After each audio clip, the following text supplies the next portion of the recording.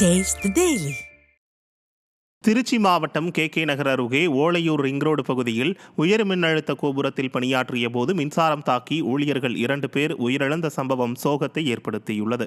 மின்சாரம் தாக்கியதில் மருங்காபுரியைச் சேர்ந்த கலைமாமணி என்பவர் சம்பவ இடத்திலேயே உயிரிழந்த நிலையில் தூக்கி வீசப்பட்ட மாணிக்கம் மருத்துவமனைக்கு அழைத்து சென்றபோது பாதி வழியிலேயே உயிரிழந்தார். இதையடுத்து உயிரிழந்து மின்கம்பத்தில் தொங்கிய நிலையில் இருந்த கலைமாமணியை தீயணைப்புத்துறையினர் மீட்டனர். மின்சாரம் தாக்கி உயிரிழந்த ஒப்பந்த ஊழியர்களின் குடும்பத்திற்கு உரிய நிவாரணம் வழங்க வேண்டும் என்றும் ஊழியர்களின் பாதுகாப்பை உறுதி செய்ய வேண்டும் என்றும் மக்கள் தீய சக்தி திமுக அரசுக்கு வலியுறுத்தியுள்ளனர். திருப்பூர் மாவட்டம் காங்கேயத்தில் உள்ள அரசு மருத்துவமனையில் மருத்துவர்கள் பற்றாக்குறையால் பொதுமக்கள் அவதியடைந்து வருகின்றனர்.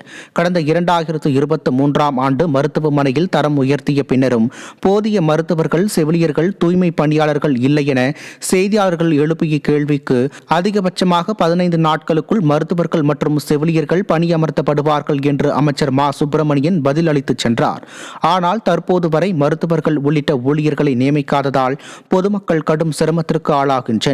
திறனற்ற திமுக அரசின் அமைச்சர்கள் வெற்று விளம்பரத்திற்காக மட்டும் வாக்குறுதி அளித்துவிட்டு எதையும் நிறைவேற்றுவதில்லை என குற்றச்சாட்டு எழுந்துள்ளது. சொல்லியிருக்காங்க 1.5 ஆண்டுகளுக்கு முன்பே. அப்பா பூமி பூஜைக்காக வந்தக்கூடிய மா சுப்பிரமணியம் அவர்கள் சுகாதாரத்துறை அமைச்சர் இங்க காலிப்படையினங்களில் இருக்கக்கூடியதை 25 நாளிலிருந்து 30 நாட்களுக்குள்ள அனைத்து காலிப்படையினங்களும் பூர்த்தி செய்யப்படும் சொல்லி 1.5 ஆண்டுகள் ஆயும் இன்றைய வரைக்கும் 9 மருத்துவர்கள் இருக்க வேண்டிய காங்கேயம் மருத்துவமனையில் வெறும் 3 மருத்துவர்களே இருக்கிறாங்க. அப்படி இருக்கக்கூடிய மருத்துவர்களையும் வேற பணிகளுக்காக அமைச்சருடைய ஆய்வுக் கூட்டங்களுக்கும் கேம்புகளுக்கு இந்த மருத்துவர்களை அனுப்பிடுறாங்க.